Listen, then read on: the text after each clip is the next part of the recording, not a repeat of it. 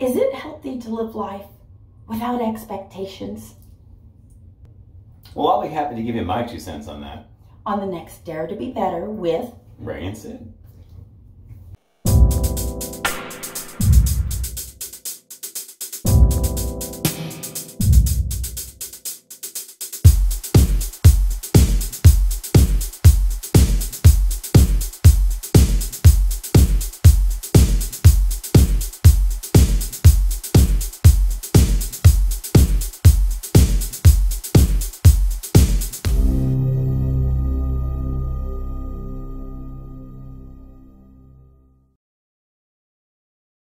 In 3, 2, welcome back to another fantastic episode. It's always a fantastic. It's always a fantastic episode. Sometimes it's fantastic and amazing. Sometimes it's amazing and tantalizing and fantastic. And magical.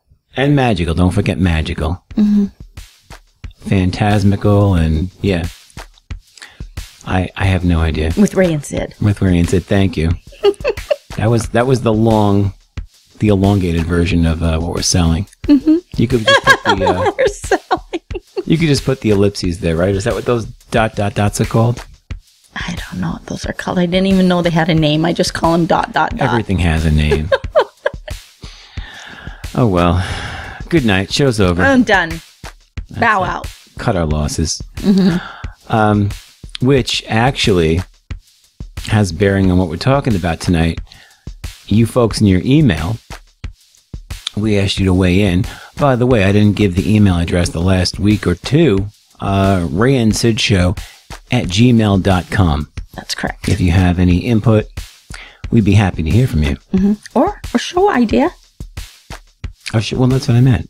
Oh, input? Yeah. Okay. Input for a show, input for... we'll take your recipes. I guess we'll take any advice you can give us. Clearly, we're in desperate, dire need of all of it. But tonight, you came across an interesting one. Mm-hmm. Why don't you give us the, I guess, topic du jour? Okay. Is it healthy to live without expectations? Okay, now this to me is a 30-second show. My answer is a resounding no. Are you insane? Okay. Why would that be okay? Okay, so I'm going to give a life story, a dad story. A dad story? Mm-hmm.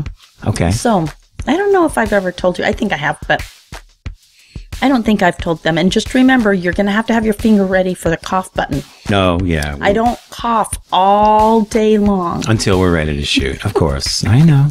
And then the signal is going to be that. Yes, Ms. Hall. And then I'm going to cough. You don't have a question. You want to cough. May I please cough, Mr. Powers? Mm-hmm, mm-hmm. Got it. Okay. So. I got the finger ready. I've been doing finger exercises. If I've told you about the prostitute story. Have I? The only prostitute story I heard was the prostitution that you were rescued from, or the perceived, or the eventual life that you could have had in the Philippines. No, I don't know a story about a prostitute as far as in relation to your life. Okay, so I wasn't ready. You didn't have your hand up. That was too quick. You shot from the hip. That wasn't fair. Okay, anyway, it doesn't matter. So, at the age of 16, I was training again for the Olympics in soccer and in gymnastics. Had a body of frickin' gold. I knew it. The abs, the legs, the butt, the whole thing. So one day, I spend all day finding the shortest, tightest skirt I can find. I'm sure my butt was hanging out, by the way. The shortest, tightest top I can find. I had to slap some makeup on and put some heels on. So I drive home and my dad is out working on the sprinklers. Now remember, just get a visual. The everyday concrete guy, blue collar, but big and strong, right?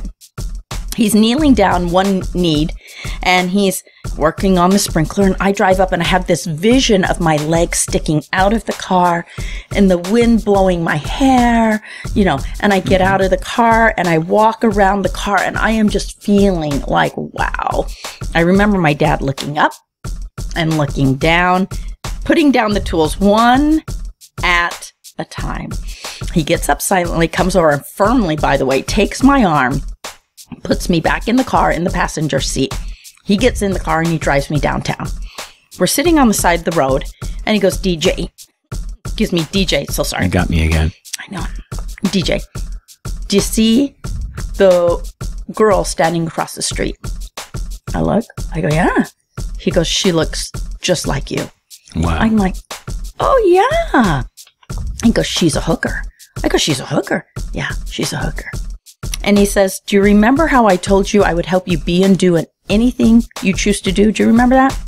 I go, yeah. And he says, well, I'm going to let you know that intentions show up by how you dress, the things you believe in, the things that you plan for yourself. And the way you plan for yourself is you plan by how you're dressing, the way you're thinking, and who you're circling with.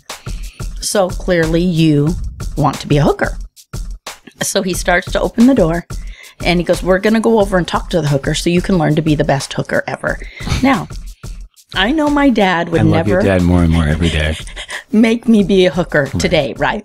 But then I began to cry. I don't want to be a hooker. I don't want to be a hooker. So I love the Philippines, so I wouldn't have to be a hooker. So he shuts the door and he looks at me and he says, we're making a deal right now. You ever dress like a hooker ever again, that's going to indicate to me this is your expectation of yourself. This is the value you have on yourself. This is where you're heading. We're going to come down and we're going to go talk to the hooker and we're going to help you learn how to be the best hooker ever. And then after we talk to the hooker, he goes, see the guy standing across the street? I look and he goes, he's the pimp. He owns her. He beats her. He takes her money. He makes her work for him. And then she does it again tomorrow. And he said, do you know the only difference between you and the girl today, DJ? And I go, what? And he says, the only difference is that you have a father who cares and is clarifying how intentions and what you plan for yourself, those are the things that matter. That is the only thing that is different about you right now, is that you have a father who cares. And we drove home. I never dressed like a hooker ever again. But that little life lesson, that thing of living with intention for yourself, planning for the things that you want, really owning who you are, having deliberate intention on this earth, just living aimlessly and allowing life just to become whatever comes at you, you'll end up being whatever that is.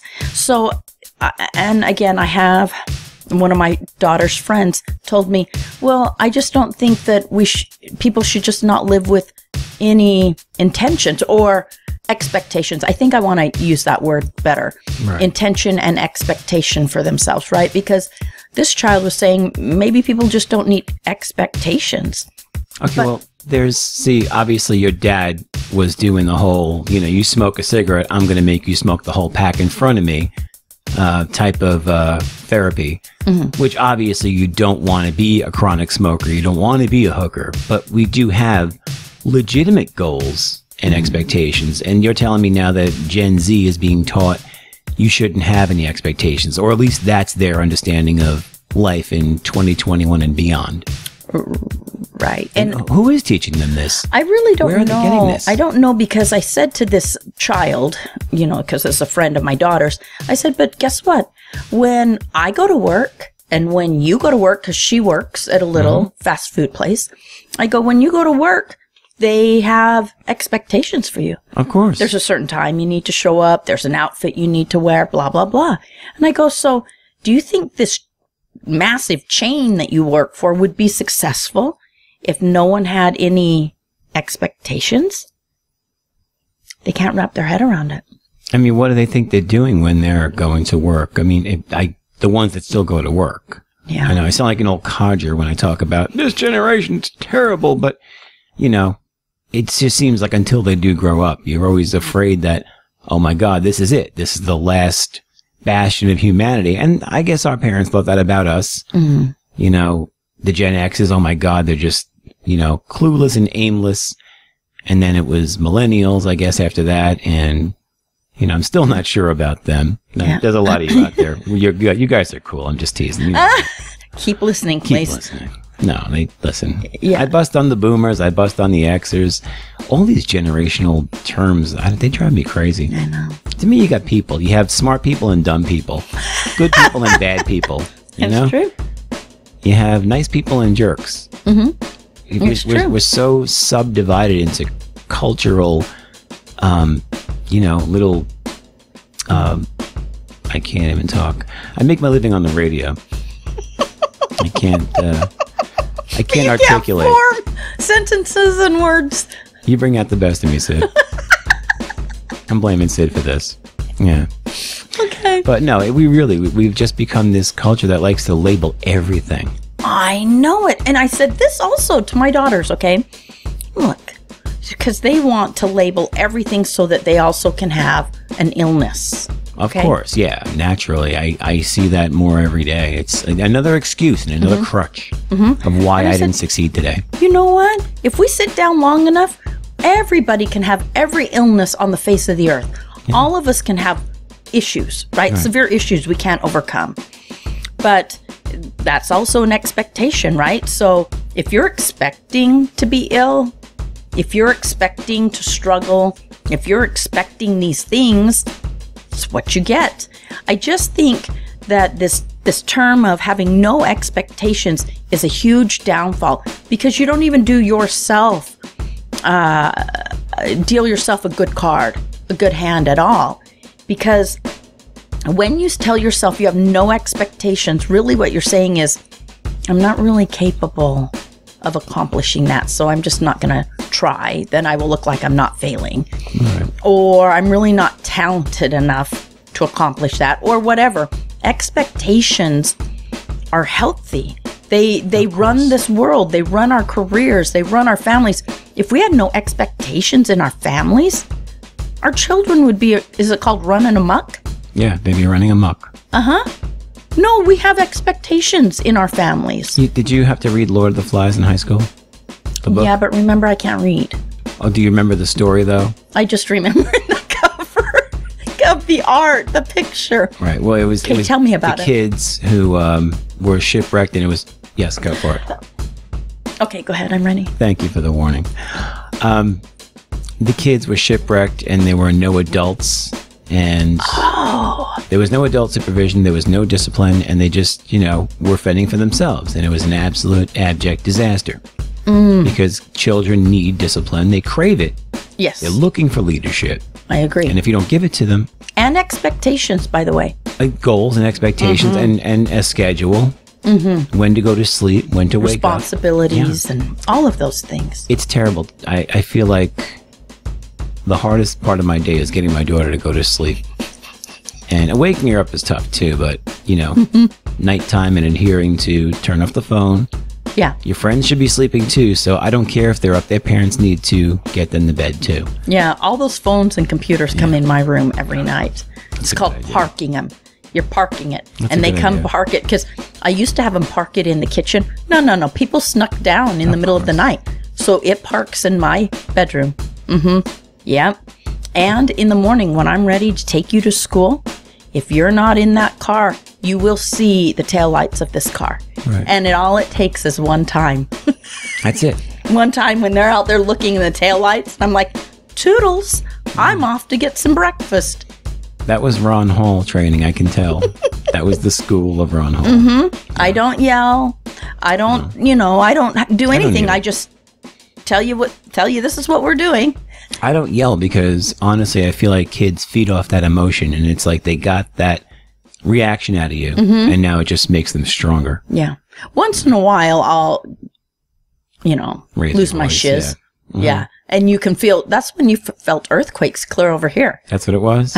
When I've lost my shiz, because I've been very calm, I've been very collected, but I'm not a cry wolf mom. Man, I will nurture you. I will love you. But I love to give them the opportunity to fall down, stand up, brush off, and move on. Right? And I do have expectations. You better frickin' believe it. But I'm not expecting them to be something I want them to be. What I want is for them to get invested into their life. And there are certain things that are going to encourage them to be invested into their life. And I am going to implement those things, and there are expectations, which are one of them, like having some courtesy, being responsible, being polite, those things, you know, Absolutely. being a part of the household. Yes. They need that, and they need to know, like you said, that if we don't do this, this is the result, this is the consequence. Mm-hmm. Doesn't always have to be a punishment, but, you know, they may just on their own feel like, oh, now I feel inadequate for not finishing this. And hopefully that's the result. You want them to take that responsibility, you know, and feel like, well, I really have to do better next time.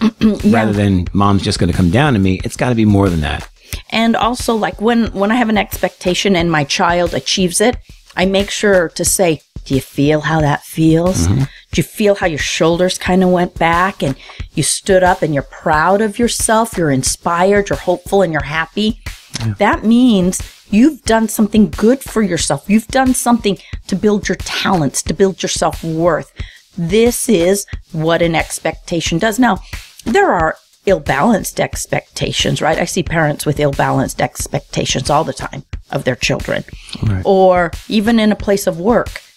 I've seen bosses and companies have really screwed up expectations. So I'm not saying that expectations are always on the straight and narrow, right. But expectations, healthy ones, balanced ones, are a part of being successful in this world, in your family, in your own life. It's a must. It's not a freebie. No, you should really, I think everybody really should have this bar of expectation that needs to be met. Like in Israel, for instance, mm-hmm. every man and maybe woman serves in the military for 2 years. In where? Israel. Really? I mean, it's a small country, and obviously that's a country that needs to be, you know, well versed in combat, mm-hmm. you know, being what they are. I don't want to get into politics in the world. Go for it. We're getting good at this. Yeah. I almost forgot to ask permission. Okay. May I cough, Mr. Powers? Yeah. But I think, you know, I don't think that's too drastic. Mm-mm. You know, I mean, we have a humongous country. I don't know if we could have, you know, 100 million people at a time in the military, but maybe doing military type things, mm-hmm. you know, or some type of boarding school or some sort of absolute training in that, you know, in that way.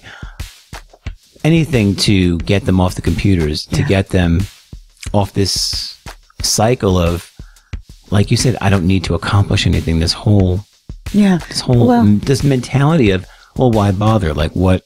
Yeah. What's it going to matter? It's really interesting. I have a friend who's from a different country, right? And he said to me that because he grew up in this other country and he's only been here for a few years. But his thing about Americans, from his point of view, is the lack of expectations for themselves, that no one's required really to do much of anything. Everyone just kind of does what they do. And even though you didn't earn it, many people just want to give it to you. And those that earned it need to be okay that you also get it too, you know. And he said I don't even know why we were talking about it, but that's the one thing that is a real struggle for him here. He says is that in his eyes, is that not enough people have strong, healthy, balanced expectations for themselves. And then they don't take ownership, right? Ownership and own their stuff. And he says that he doesn't like that. He feels like many Americans look for handouts. Absolutely. We've been so de-incentivized. Did I use that word right? Incentivized? Again. It's the Ray Powers, it's make up words. Well, it's not even so much I'm making up my own dictionary. It's like the end of the dictionary. These are the addendums to the English language.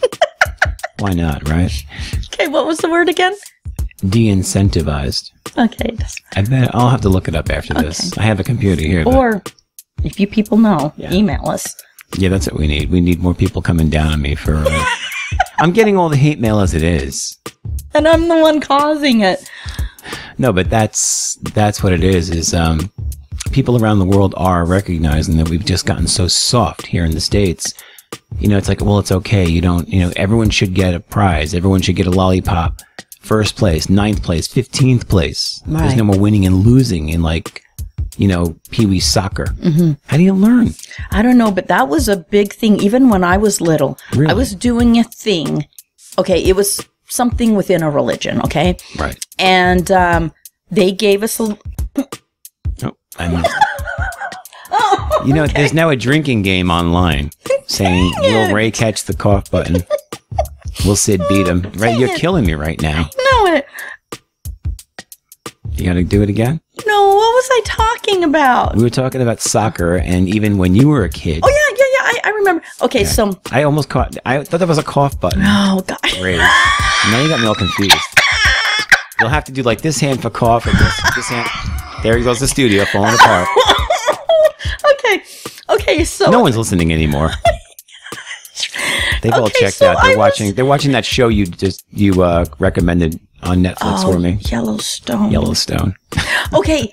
Anyway, so I get this book and they tell you that there's certain goals, right? Mm-hmm. And they're telling you what freaking goals you're to achieve. And then when you achieve these goals, you're going to get a medallion. And I go, no. And I remember being so young. I go, I don't want a freaking medallion. No one needs to give me an award. First of all, for accomplishing things I didn't even want to accomplish. Second of all, when I accomplish something, I don't need to have a trophy because I've accomplished it. Third, everybody's getting the award. So what does it matter? Because there was no one... You know what I'm saying? Mm-hmm. There was no one doing a little more or no one doing a little less. And I said, so and I remember telling my mom, I only want a trophy or an award when I've earned it. I'm the top, yeah. Yeah, the top 3. Mm-hmm. And if I haven't earned it, I don't want it. And I said, because that, and I was so young, I just remember saying, that then gives me opportunity to figure out what I need to improve upon if I want that award. But if I get the award for doing nothing, what good is that award? Everybody got it. Yeah. Well, that's the thing is, you know, the whole idea of merit and competing for something and the feeling of winning and also owning losing. Yeah. Those are all life lessons. You know, when you work really hard, you win. And sometimes if you fall short, you lose and you learn from that. And you go, hey, I don't want to do this again. Right. So I'm going to figure out how to alter so I can win. But losing is valuable. It's maybe the most important life lesson because you, like you said, you brush yourself off and you get back on the horse and you try again. Mm-hmm. You don't just quit. But if you never lose, you don't learn that lesson. No. And it just seems like they're pushing it further and further back where kids don't have to experience that. Yeah. And then at 22 years old, for the first time you've lost anything, a contest, or you've been told, no, you didn't pass this class because you didn't work hard. Right. They melt down. Yeah. And they have no idea how to react. It's an alien feeling. What do you mean I didn't win? I didn't get my cupcake? Yeah. I always get a cupcake. Well, you're not getting a cupcake because you didn't do what was expected of you. Okay. We're getting really good at that. I'm getting it. By episode 55 or so, we'll be there. But yeah, that's the thing is it's, I don't understand the whole idea. And it's just the way we were raised too. Mm-hmm. But, you know, and it's not being cutthroat. It's not, you know, you win at all costs and leave dead bodies behind you. But, you know, the whole idea of, hey, I'm not going to be good at maybe this, but I'm good at this. Mm-hmm. So I found an avenue where I can be the best. Yeah. And you got to work. Yeah, working with your gift. Part of the gig, right? Got to work for the things you want. You were great at soccer. You were great at gymnastics. You know, I was. But you don't want me to be an accountant. No. Come on, you said that really fast. Sorry, I didn't mean to go that fast on it, but no, not my taxes. I don't want to go to jail. No, but yeah, we have our lanes. Obviously, I'm not an astrophysicist, you know, so. Right. But you're the king of producing. Well, I do what I can. It's true. I mean, my God, people are looking at this going, this is your finished product? Imagine how bad the raw edits were. Oh, it's all right. We don't edit. We just keep going. We come out shining like this. Well.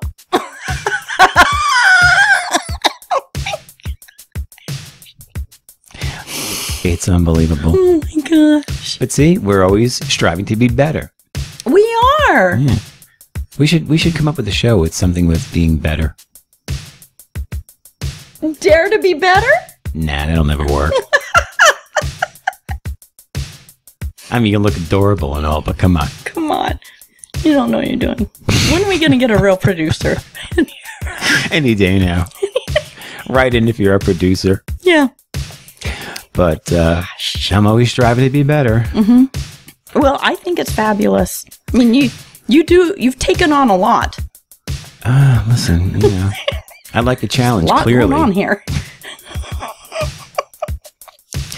They know.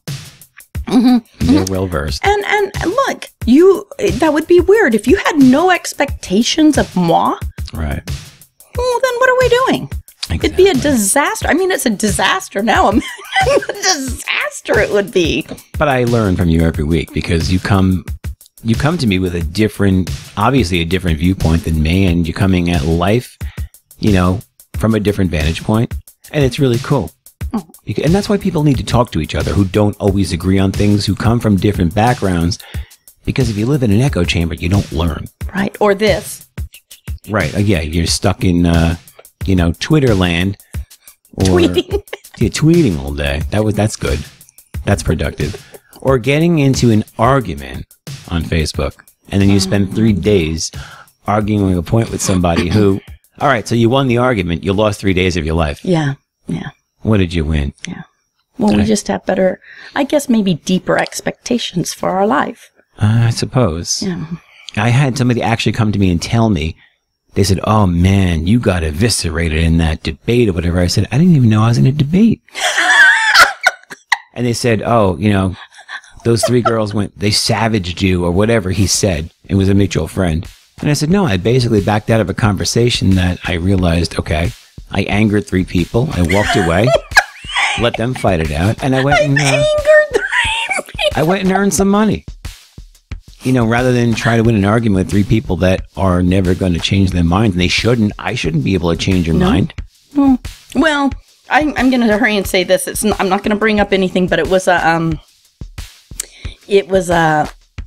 geneticist. Okay. Mm-hmm. A geneticist that I don't know if I'd call it that. I was dating him. It doesn't matter. He was having a conversation with a woman who walks dogs. Okay. And this woman who walks dogs asked him a deliberate, direct question. Mm. So he begins to answer it, and he works, and I'm not going to say the name, but it was in his area of expertise. Yeah. And he works for a major company, story, yeah. Right? And so he gives his 2 cents on what it was, and this poop scooper woman is like, she goes, no. Not what I want to hear. I don't agree with that. Yeah. And he goes, you don't agree with it. It's not about if you agree with it. You ask me a question. It's what I do. This is what I do 14 hours a day, every day. But if you know better than me, then God bless you. Yeah. And he just had to shake his head. Yeah. She's a poop scooper upper. She walks dogs. But I just thought that was interesting. He goes, she was hell bent. She was not willing to even consider. It's not what she wanted to hear. Mm-mm. So it wasn't good enough. Even though he works for one of the largest. That's okay. Listen, hey, you can't go for it. Okay, go ahead. I mean, that's the whole thing too, is people are so, wrapped up in their own egos and beliefs, and I can't learn anything from you. The best thing in the world is when I'm caught flat-footed and I realized, oh, I was wrong about this. Oh, damn. Mm-hmm. I was looking at this all wrong. Thank you for clearing that up. I just learned something today. The best, most valuable thing in the world, waking up and learning something. Right. Accomplishing something, learning something. Goals. Yes. There you go. There are your aspirations. Expectations. You don't even have to work that hard. You wake up, and if you just keep your mind open and your mouth shut once in a while, you're going to learn a lot. I know it. We're not good at keeping our mouths shut, but we do at least, we're open to other ideas. And your eyes up, maybe not on your phone. Eyes open, yeah. And maybe conversing with another human being face to face. Well, like we talk about with dating, it's like, get off the apps and get out and meet people. Know it. That's the way, I don't know. What's happening? How many minutes? Oh, really? We're done here, by the way. It's okay. I was about to surprise you and tell you, but you felt it. You're getting good at this. I know it. I'm almost a producer. You're watching the people walk away, right? Going for popcorn. Like, yeah, we've had enough. We have to go. Give us our coats. We have expectations, and you We have expectations too. Are not meeting it. Yeah, we're gonna go find somebody who can meet our expectations. But email us right in if you have a great idea for a subject. Ray and Sid Show at gmail.com. It's RAY and SYD show. I'm not going to spell show for you. That's your aspiration. Learn how to spell show at gmail.com. And is spelled out. A-N-D. The word and is spelled out, correct. It's not a cute little N or something like that. No. Okay. We've beaten this to death. I think we did a good job. You always do a good job. You do too. See? We learned something. We accomplished something. We hope you inspired us, and we hope we inspired you. Right. Dare to be better, kids. With Ray and Sid. Talk to you next week. Hey, thanks for checking us out. If you enjoyed the show, like the video, subscribe to this channel, and please tell your friends. We'd also love it if you headed over to daretobebettershow.com for tons of cool photos, extras, and a chance to shop for some sweet show swag. Say that 5 times fast. I can barely say it once. If you keep coming, we'll keep delivering. Thanks again.